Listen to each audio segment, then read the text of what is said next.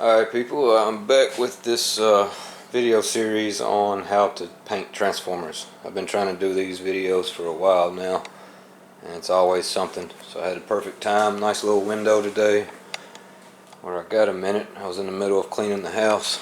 Let me shoot this real quick so we can get on to some more about them. Now here's my YouTube page. I wanted to show you the last upload I did about this. And most of y'all are probably looking from phones, so I really took the time to make my YouTube page real nice and neat years back. I've been trying to keep it that way. So I have different playlists. I have my custom transformers. I have a playlist on how to customize transformers, and that's where you'll find a few tips and some interesting videos. But the very last one I have on that playlist is my video on working midday on some door panels and how to start a custom action figure. I was using Studio Series Stinger as an example.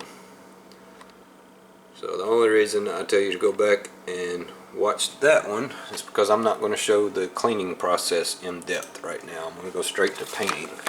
So what I showed on that video, and I'll just express it real quick through words, is I take these figures completely apart.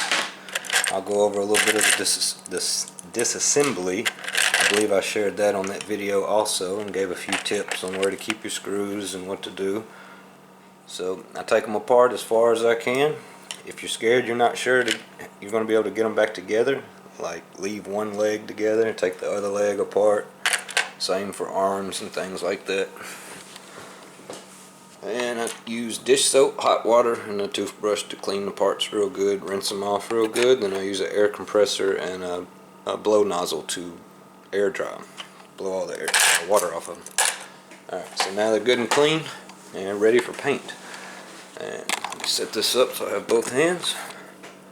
Try my best to keep this under 10 minutes. If it rolls over, I'll do a part 2 on the intro here. So I'll try to keep it on this one.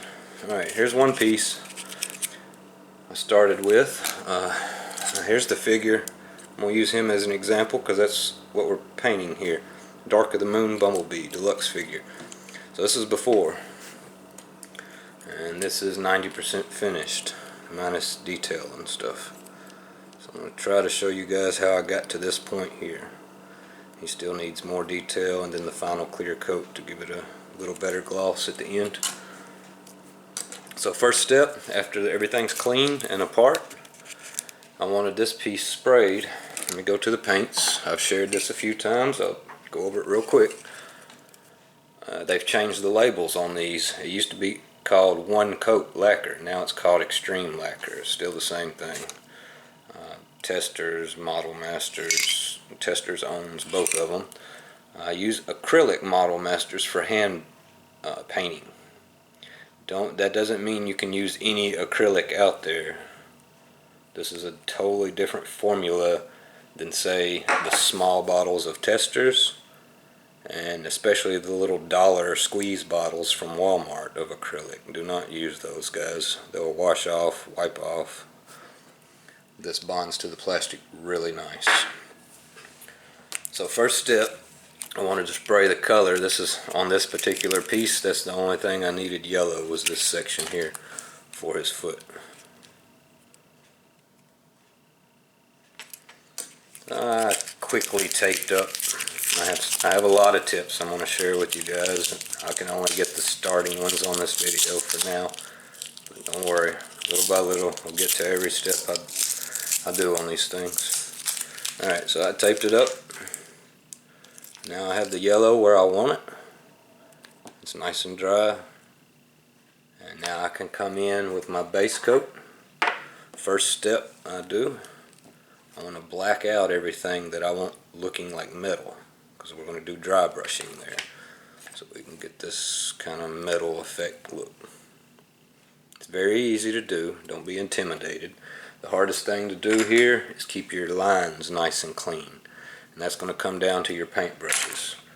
Invest in some decent brushes. I get cheap brushes for my base coats, like this, as they wear out, because I feather that I feather the base coats on real fast and just wear out the base coats. Wear out the brushes here. So base coats I put on literally like this, with just a flickering motion of my fingers, like that, real fast. I'll actually base coat a piece with you, probably on the very next video. So go over all the tips and get the intro done here. That way we can move on to the good tips. Not that these aren't good. So, clean lines. I have a lot of techniques on how I get clean lines, and most of it comes down to how I'm holding the piece and how I bring the brush across the piece. So if I've got my black paint, I've dipped this, say, in my black paint. When you go to wipe off the excess on the edge of the bottle, of course the top would be off. Don't do this number and try to wipe it off without holding the bottle. You may knock the bottle over and have a mess. So make sure you hold a little bottle of paint and wipe your brush off good. And you will come in, and I pass one way, real nice and clean. Just go like that. So I don't do that back and forth trying to do a nice clean line. You make a mess. So I'll really prop myself up. Excuse my fingernails. This is close to where I like them, because when I get out of the line, I can even scrape some of the. So yeah, see, I'll use them as tools on my upholstery and my hobbies. So yeah, come in real clean like that. Boom.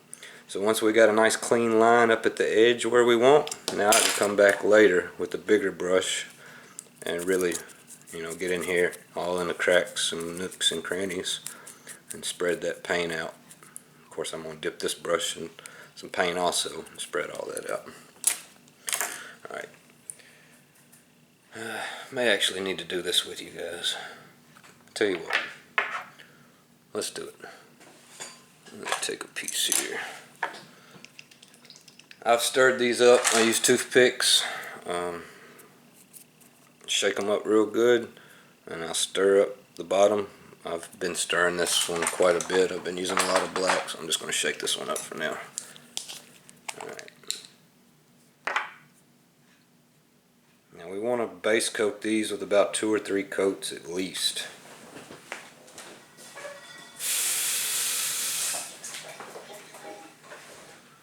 And I don't have a napkin out, or a paper towel.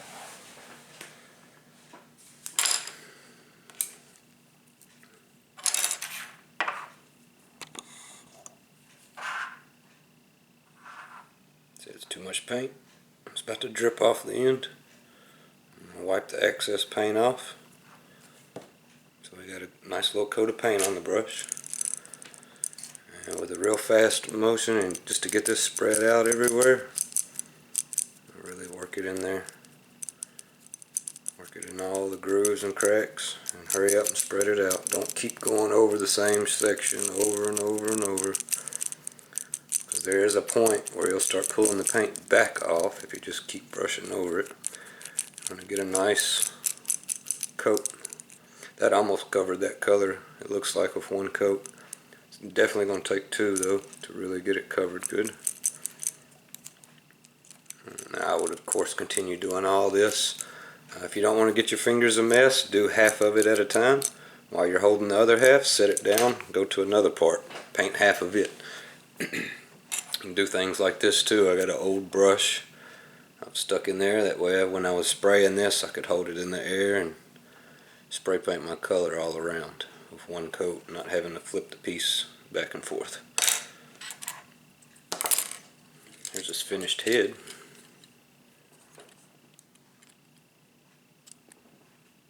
So that's what we're trying to get to there.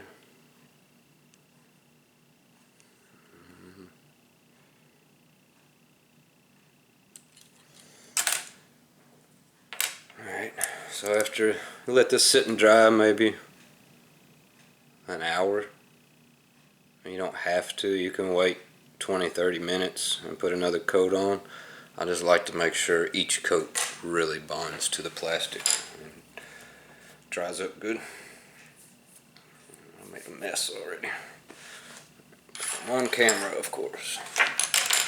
Alright, now this part, now after we got the black base coat, here's the fun part. This is what's going to hook you guys into doing this. Let me back up too. For some of you guys that don't want to spray paint, my very first custom figures, I left the factory plastic color, say the yellow for example, and I simply dry brushed the limbs and parts that were supposed to look metal, and that was my first customs. My first 20 or 30 customs I probably did were like that. And then each custom I felt more confident in doing more and more and more, until eventually I was painting the backs of the panels, and I mean every single nook and cranny that you could see on these figures. So that's where I'm at now. You don't have to jump straight to that. I would suggest, if you're unsure of yourself, you've never painted any models or done anything like this, maybe try the more basic step at first, which is just doing the limbs and metal areas that you want. Now I'm doing something I don't really want to pass on here. I'm using enamel because I'm having a hard time at my local Hobby Lobby finding the lacquer again. They have this exact same chrome silver in a lacquer. I would rather use lacquer because that's what my clear coat also is. But lacquer over enamel does okay. Try not to put enamel over lacquer though. It cracks after years. This is not going to be a solid color. We're going to simply dry brush with this. So we can use this, no big deal. This is water-based paint, the acrylic, so it'll clean up with water. I'm going to dip our brush in some water and get the most of it off and clean it off on a wash rag. At the end of the day, I'll use a little lacquer thinner and really clean the brush good, because it'll be some caked up acrylic on there still, where the water didn't completely clean it. Alright, next step. I use about the same type of brush for dry brushing, and this is dry brushing.